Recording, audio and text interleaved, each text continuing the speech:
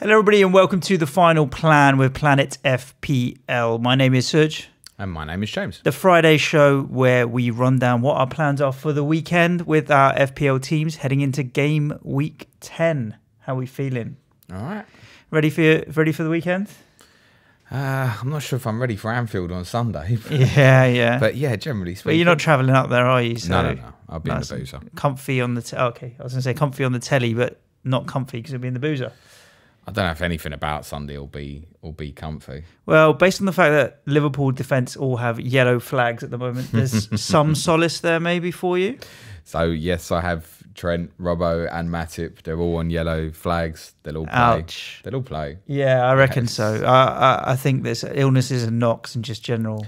And those who don't know me very well, I hope they do play. I hope all three of them end up on -2. Priority Spurs, just saying. Hashtag. Yes. So you, what's your plans this weekend? You have how many transfers? I got two frees. You were originally planning on taking a few hits. Yeah, potentially. I think I'm probably not at the moment. I'm going to make 2 free transfers, definitely. I'm not sure if I'm going to take hits. It's probably a little bit dependent on if there's any information from the Friday afternoon pressers. There's nothing that's happened during the week that's caused me concern. I'm really not worried about those 3 Liverpool flags. Doesn't bother me at all. Yeah. But I think I'm now looking just to be on the safe side of that, just in case. If even one of them was to miss out, there is a possibility I could end up with 10 players this week. And that's kind of influencing my decision a little bit. What's on your bench? What I think I'm going to do. Well, my other 2 defenders are Otamendi, who's obviously always a rotation risk. Yeah. And Grant Hanley, who's out for ages, isn't first choice for Norwich anyway. So it feels like it's probably a good time to sort that out. I'm pretty sure I've made a decision in terms of what I'm doing now. You can share it or are you going to wait? No, I'll share it. I ain't go for bothered. it. I've got 0 in the bank. So I am going to sell Harry Kane. Yeah. And after a lot of thinking, because I've debated, should I force up to Aguero? Should I come down to Jimenez? Should I go right down to Connolly and rebuild? I've decided I am going to go for Jamie Vardy. Yep. I'm not, as I've said to you, I'm not overly excited about these fixtures. And what's put me off is the next 2 where Kane's got 2 away and Vardy's got 2 away. And I'm not sure if I'm making an immediate game, but I think the structure of what I want in the squad means having Jamie Vardy up front. There are a couple of game weeks between now when I'm likely holding a wild card for as late as I can, I think, where I'd be happy to captain this like a home fixture in there against Norwich when City have got a difficult fixture. So it covers me off a little bit longer term. Yeah. One of the benefits with Vardy is any game, any time. We know that statistically that his underlying stats are always shite. And it's one of those things you just have to stick him in. And when he's blanking, don't worry about the noise of the shit stats, etc. It's kind of Jimenez. He will always. Jimenez can also fall into that trap a little bit. And if you're going to go for Jamie Vardy, you've got to ignore the numbers and know that he is an exception to the rule generally. Yeah, for sure. So that leaves me a little bit money in the bank. I've obviously debated getting rid of Heaton because I'm not happy that he's got City and Liverpool in the next 2, but I think I'm going to stick it out. And the reason I'm going to stick it out is the keepers at similar pricing. I really don't like any of them. In fact, I don't really like any of the goalkeepers in the game, full stop at the moment, to be that fussed and bothered about it. And I think, like, I had Fabianski for the first 33 game weeks last year. Now, obviously, he turned out to be, I think, the best value keeper in the game during the season. But, you know, he played Man City twice during that period and et cetera, and you just run through with it, I think. And I think I'm just going to do that with Heaton. It just takes a missed penalty or something and he's got a decent score. So I'm going to stay with Tom Heaton, I think. And the midfield move that I'm really considering that I'm not going to make at the moment, but I might as soon as the game reopens, is Cantwell to Hudson-Odoi. If I forced it through now for a hit, I'd probably be leaving Hudson-Odoi on the bench. Okay.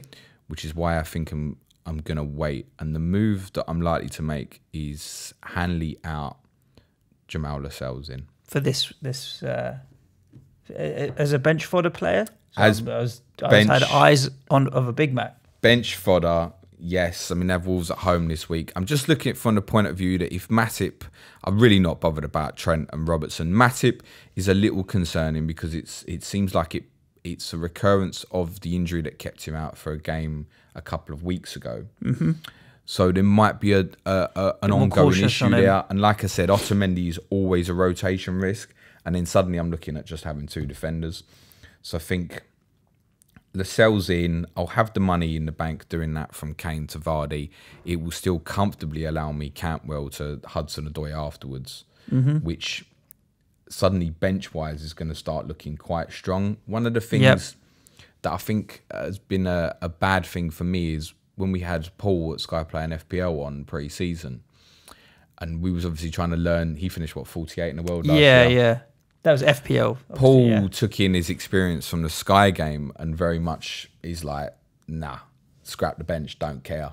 Cheap as possible, not bothered if they're playing, just literally don't worry about it at all. Get my 11 right.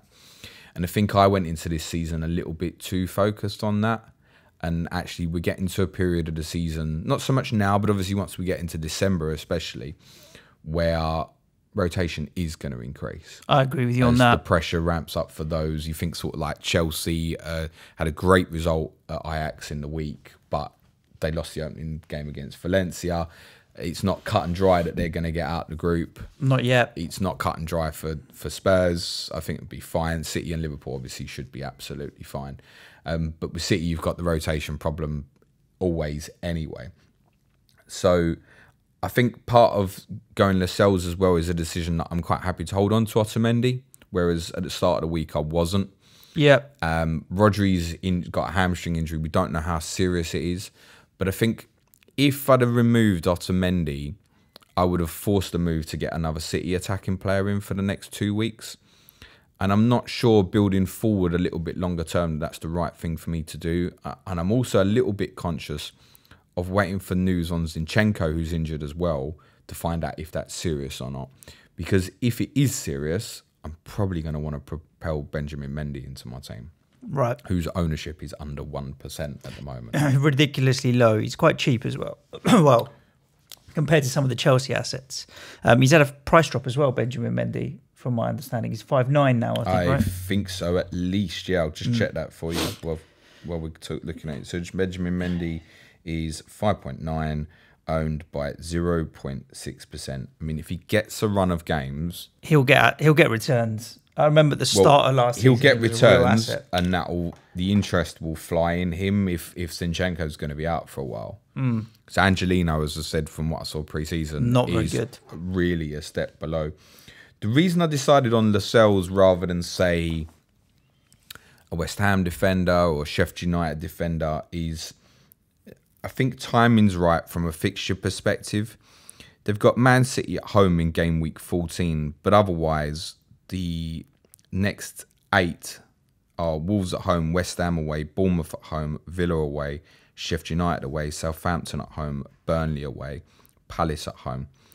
He's down to 4.4 million Lascelles, which is only 6 points shy of Shaw. It's 4 points shy of Willems, who I think is a rotation risk, or even just a risk of being dropped once Matt Ritchie is back fit. Yeah. And they're shit enough, Newcastle, that I won't be regularly tempted to put him in my team. But when I end up in a situation perhaps where an Otamendi or Mendy is going to give me a problem further down the line, and say Matip as well, then I can call upon him. So it's a move in the background just to bolster the bench at the moment. Should we talk about my team? Go on, Em.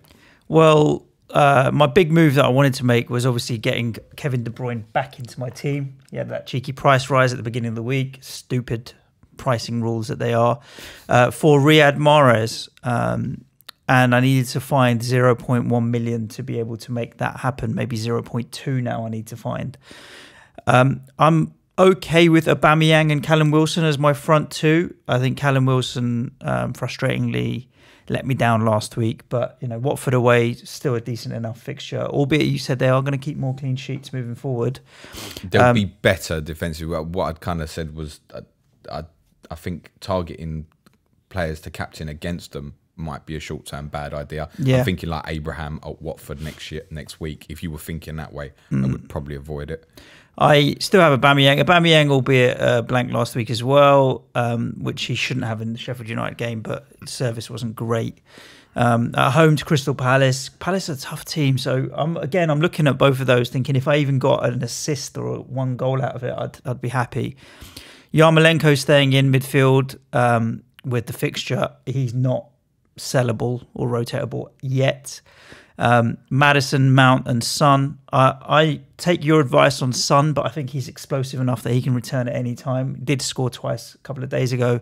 I'm sticking with Son. I feel like he's a player that I'm enjoying owning, so I'm going to stick with Son and see what returns come from him. So Mahrez really is the one that I can move on for Kevin De Bruyne. Back three, Otamendi, Alexander-Arnold, Robertson, and then Ederson in goal. If Ederson had kept one more clean sheet, he'd be the top point-scoring goalkeeper this season. So I'm sticking with Ederson for now. Not losing the Liverpool boys. So then Otamendi and Mahrez, my two City assets, are the ones with question marks over them. I could kick Kevin De Bruyne the can down the road one more week if I wanted to. And that would mean selling Mahrez and maybe buying Hudson-Odoi, who I want to get in, and then banking the money and then looking at which one of my other midfielders I wanted to move on. I want you to do what you think is best for your team. I also want you to do what is best for your team. I want you to get Kevin De Bruyne back in your team. Yeah, I agree. Getting Kevin De Bruyne is like, I'm looking at him. If I bought him, I may even captain him this week. I think that Aston Villa home fixture is probably the best. It's up to 36% ownership. Yep. It's now up to 10.1. Mm-hmm. There is going to be a large number of transfers today. They have the best fixture this weekend at home to Aston Villa. I think we can all agree with that. I think that there's every chance that tomorrow morning he'll be 10.2. Yep. And then they've got Southampton at home next week, and it's not going to stop. No, he's underpriced, and he's going to keep going until 10.5, 10.6. The reason he'll stop at 10.5, 10.6 is at that point it'll be 60% ownership, and he can't go any higher. There's every chance with him it will happen. I think it's a knock-on as well. And obviously Sterling got a hat-trick for City in the week, but there's a lot of frustration amongst Sterling owners at the moment. I'm not one of them, by the way. I do own Sterling, and I'm not frustrated. But I think there is a wider scope of feeling because of fear around Sterling and Aguero as well, that people are like, oh, do you know what? This guy's so good. And I can captain him. That's what's changed, I think, now, is that people are looking at De Bruyne and going, I can captain him. Yeah, 100%. You've seen, particularly on Twitter, we're seeing a lot of people that are saying, I'm going to captain De Bruyne over Aguero or Sterling this weekend. So not only are you missing him as well, mate, a lot of people are going to captain him this week as well. And when you stop and you look and you think of Kevin De Bruyne, you think of those two home fixtures, and there's a League Cup game in the middle. So you're pretty confident that he's going to start. And I think the bad results that he had at Norwich, and obviously he missed that game where he came on late, and he obviously missed the Wolves home defeat as well. It's like he's playing night and day with and without. I mean, City are a great team anyway, but he's the X factor, that's the next level, who can open anyone up at any time. So my advice, honestly, is I don't care who you jettison out of that team. Get Kevin De Bruyne. That is the priority at the moment. Mahrez to Kevin De Bruyne. But I get that taking Mahrez out doesn't feel right either. Well, I don't know. He's hit and miss a little bit. I said on one of the podcasts earlier in the week that I thought Mahrez was a bad choice, and a lot of people have kind of said, look, we went on Mahrez because we thought we'd have heard something about this potential Bernardo Silva suspension by now. Yeah. And I quite accept that. The problem is we haven't heard anything yet, so we don't know. But then if you do take Mahrez out and there is news on a Bernardo Silva suspension, then we're all going to want Riyad Mahrez as well. No, yeah, exactly. I'm going to be leaving my transfers till at least 6:30 today. My other strategy for defence, if I get rid of Otamendi to find the money to get Kevin De Bruyne in, is to buy Rico at Bournemouth. Sheffield United, who I own Lundstrom already, and Bournemouth have decent swappable fixtures. Sheffield United have a decent run all the way up to game week 19. It's only the game week 12 and game week 13 fixtures where they've got Tottenham and Man United. And some of the other games are going to be tough as well, and they're not going to keep clean sheets in all of them by any stretch. But I don't mind with Lundstrom because there's always the chance of an attacking return. And in game week 12 and game week 13, Bournemouth have decent fixtures in the sense of if you trust FDR, they've got Newcastle away, Wolves at home. I would play Rico in those, and just it is what it is, right? 4.2 million defender. That gives me quite a bit of money suddenly to play around with, which will mean that I could maybe move Yarmolenko to Hudson-Odoi the week after, if he doesn't perform this weekend, and then eventually work to get Aubameyang to Jamie Vardy, which will give me enough money to either go Maddison or Son, depending on who I choose, to Sadio Mane. And then I'll have De Bruyne, Mane, Son, Vardy, maybe Callum Wilson, Mount, Maddison, and Hudson-Odoi. And I'll be fairly comfortable with that front seven. I'll just have one cheap defender inside in Lundstrom or Rico. Sounds like a wild card to me. That's where I'm taking it. Well, that's over 4 weeks. It's only 4 transfers if you look at it. Okay. Over 3 or 4 weeks. So yeah, I think Rico is a cheap option, and then rotating him with Lundstrom's potentially where I would go. I wonder if, for me personally, this Lundstrom thing is something that I should jump on it. Yeah, when I don't want to get him in, right? I'm being stubborn about it. Yeah. Because I don't want to have that decision about playing him, not playing him. But actually, looking back on the fixtures a little bit now, that the Arsenal fixture, which they always thought they would win, you can listen to any podcast the last 2 months to find that out. The fixtures aren't as bad on reflection. Like you said it on the main there are pod. some decent fixtures in there, like Burnley at home, Newcastle at home, Villa at home, Norwich and Brighton away, West Ham away, don't have fear. Wolves away, it's actually the sort of fixture that Wolves might struggle in. And Tottenham and Man United, game weeks 12 and 13, don't hold the fear that they would have held in the past. So maybe, I don't know, maybe I should just get on with it, because the problem with him is he's hurting that rank every week. Yeah. I might have a rethink on old Big Mac. It's 0.2 difference, and actually, when you put it like that on Lundstrom and the ownership, which is now up to 33.5%, and doesn't look like slowing down. I think the one for me is just like I'm 0.6 behind everyone else. Yeah, but maybe I should just cut it off at the source. I think I'd get him in, and I don't think I'd start him often, and I think it would still pain me, and I'm not sure I want that choice. With Lascelles, I know he'll be my sub. Yeah, you don't want to be playing him. So I might rethink that. Tell me, guys. Actually, don't tell me, because I know what you'll say.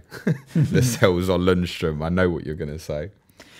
Good. What are we doing with the others? The differentials. Let's have a look at them. They've been doing particularly well. First, let's talk about the zombies, because we don't talk about them much because we can't do much with them. 55 points last week. For a game week rank of? Game week rank of 207,000. We're up to 82nd in the Who Got the Assist Zombie Nation League. It's getting there. I mean, we've been up and down in our game week ranks, but a massive 55 points, helped by the armband moving to Jamie Vardy, who is our vice captain. Salah not playing really helped, and O'Connell chipping in with 11 points. So those two between them, 27 points, beat most FPL teams. But Sigurdsson and Tielemans, who'd have thought it? Yeah. In the same game week. Not a single defensive return other than O'Connell. But still 55 points, very happy with that. And we move on. Laporte's still out. Salah's still out. Salah will be back for the weekend, won't it? No doubt about it. What's the overall of the zombie team now? Overall rank is 207,000. Sorry, the game week rank was 176. The overall is 207. The zombies up to 207,000. Overall, the first out of us to break 500 points. Yeah, 500 points, mate. Getting mashed by our zombies. Yes. I'm glad that he's doing well, like. Yeah, 500 points. It's 6th in the FPL Correspondence League. Wow, that's incredible. And it's only 5 more points and it'd be 2nd in the league. I mean, it's a good week to score 55, wasn't it? Yeah, tell me about it. The differentials are also doing very well at the moment, up to above my team, I'll give you that. Up to an overall of 1.1 million. Our target for this team is just to get top million. So we're really happy with the way it's going. 52 last week. 52 last week. Captaincy for Vardy. Goal for Jimenez, who we'd brought in. An assist for Richarlison. Clean sheet for Zuma. Assist for Doherty. Yeah, not bad at all. Ticking over. When you look at the bench, a bench of Lloris, Otamendi, Mahrez and Origi, that's something else as a bench. But they only score 1 point between them on the bench. So, yeah, I think we know for certain what we're doing transfer-wise here, don't we? There's nothing to debate, is there? No. We'll be going Lloris to Alisson. Yes. Welcome back, Alisson the Becker. Just to clarify, of our differential team, we can only buy players owned by under 10% of players. If they hit 20%, we have to sell. Jamie Vardy Suj is up to 14.2% ownership. Climbing slowly. I would suggest it probably just needs a return at Southampton tonight, and that might by this time next week jump up to 20%. Especially if he returns in a Friday night game, because then you've got all those early movers will just dive on him as well. Yeah. So we might have to look at, unfortunately, removing Jamie Vardy. I would have loved to have kept him in there all season in this team. It was such a brilliant shout to have Vardy in a differential team, put the captaincy on him regularly when Leicester are playing so well. Timing for Alisson's right as well, because Tom Heaton's our other goalkeeper. So unlike with my main team, I think here that can work. And obviously we can't get the coverage of Liverpool players that we really want in this team. So we'll take advantage of Alisson's early injury, and his ownership's about 6% at the moment. We think it would still be a waste for the majority of FPL teams, though, to bring him in. Yeah, the good thing with Alisson, once we buy him, is I think we'll be able to keep him for pretty much the whole season. Because there's not many goalkeepers that have high ownership. They're quite spread out. There's only 4 or 5 that do. Well, we should get away with it. And I don't think a lot of people will move him around. So once we get Alisson in, he'll be with us for a little while. We should get away with it because so many teams will have TAA and Robertson, for example, plus Salah and Mane. It's never going to get round to looking at Alisson. No. So for us, for this differential team, we'd look at it. And hold. And I think we'd line up this weekend with Alisson in goal, Matt Doherty, Otamendi, Matip, Syunku, Mahrez, Pepe, Richarlison, Son, Raul Jimenez, Captain Jamie Vardy. Yep. With Kurt Zuma and John McGinn on the bench as insurance. Yeah. That's a decent looking McGinn, lineup. obviously, City away. So it's tough. Zuma away to Burnley. I would prefer to have Syunku at Southampton tonight. I agree with you. I just think there's every chance that Zuma's going to play anyway with Otamendi and Matip. Doherty as well, possibly. Yeah, getting rotated. Mahrez. So yeah, every Zuma and McGinn will probably end up being in the team. Yeah. North v South. You beat me by 2 points last week. I was fearful that it was going to be a lot more because you had players playing on the Monday night game for Arsenal who then didn't return. So actually, I think I got away with it. But I ended up with 23 points. You ended up with 25. I only had 9 players, though. Yeah, well, you've got some shocking players in that team. Then Donker, McTominay, Chowdhury. Have you fixed that yet? Nah. I've got 2 free transfers this week, but still, Trent, Mane, Firmino, Aguero, De Bruyne, Otamendi. That's like a power 6. Aguero and Otamendi don't play, and you're up shit creek all of a sudden. So this week, I'm going to be looking at getting rid of Firmino for Jamie Vardy. I want some Leicester coverage in this team now. That will free me up a little bit of money. And then I'm going to lose McTominay and get a better midfielder. I'm not sure who yet. Okay, cool. Yeah, I'm quite comfy with what I'm doing this week. I'm going to make 1 free transfer in my Southern team. I'm going to get rid of the highest owned goalkeeper in the game, David Button, owned by 23.8%. I'm going to get Roberto in. I don't need to hold the money back with this team in the way that I would for a normal team. So I'm going to get Roberto in for Button, play Roberto in his 2 upcoming home fixtures for West Ham. I'm pretty sure that's what I'm going to do. although I do not like the idea of having Roberto and Diop in this team. So I might have a second look at that and possibly change my mind. I don't like having West Ham defensive assets at any time, so I don't blame you. Just to clarify for new listeners, basically Suj picks a team from the 10 most northerly sides in the Premier League, and I pick a team from the most southerly. These teams, Suj, just to remind you, are managed by unspecified family members. I now understand what you're talking about. Thank God for that. Yeah. I'll be lining up this weekend with goalkeeper to be confirmed, Diop, Dunk, Tomori, Pepe, McGinn, Mount, Heung-min Son, Abraham, Kane, captain, Aubameyang. Strong side. I don't see the point in taking Kane or Son out for this when I will want to get them back into this team. Yeah, exactly. I'm going to be captaining Aguero this week. I think that Villa fixture is the best captaincy option of the weekend. So I'm quite worried that you'll do well in that this week, in spite of the shit team that you've put together. There was only 25-point difference, Suj. Yeah. There's also a ton of game weeks left to go. 31. Yeah. No. No, 28. Yeah. There we go. Before we finish, do you know your captain this weekend? For my regular FPL team, Kevin De Bruyne when I buy him. Are you really doing that? Yeah, I'm getting Kevin De Bruyne in. That's not a debate. It's just how I manoeuvre it and what I do with Otamendi or another. I don't want you to feel pressured into doing it, but I want you to do it. He's a beast, man. Even last week, I think I got away with it last week because he should have scored, and he did hit the woodwork. Oh, Jesus. How did he not pass it to him? So I got away with it last week. I'm not going to ride that fucking train twice and think I can get away with it again. So Kevin De Bruyne will be coming in this week. You'll be so much happier with your team in there as well. Yeah. I enjoy my midfield of De Bruyne, Maddison, Mount and Son are all four players that are nice to own. So I'm happy with that. And then once Yarmolenko goes and I get Hudson-Odoi, then I'll be particularly happy. I like that your team's not too template.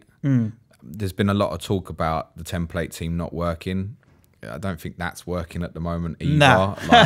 I mean, some of the returnees week on week are a joke at the moment. I think it will swing back into more of a template favour at some point. My captain this week will not be Kevin De Bruyne. I'm going to go with Sterling. And yes, there's the rotation risk of Sterling. I'm just going to take of it from a point of view in terms of the bigger ceiling.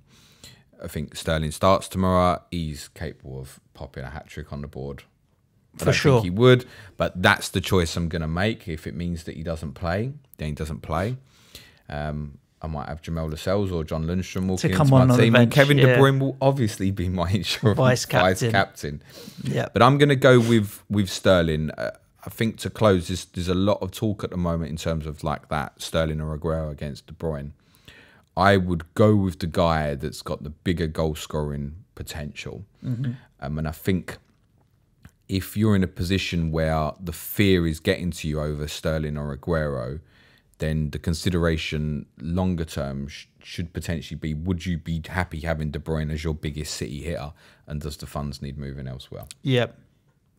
Okay, that's it for the final plan for this Friday before Game Week 10. Don't forget it's a Friday deadline. So if you are listening to this and it's lunchtime or whatever it is, don't forget 7 p.m. today is the deadline, not Saturday morning. In the UK, Suj? Of course, yeah.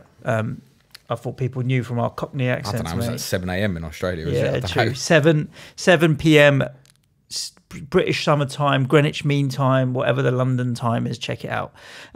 And do stay tuned on Twitter at Planet FPL Pod for James and at Suj and Shah for me, where we'll tweet our two teams as and when they're finalised. Other than that, do hit like, subscribe, share, comment, all that good stuff. Ciao for now. Cue music, man. Ciao. Good luck, everyone.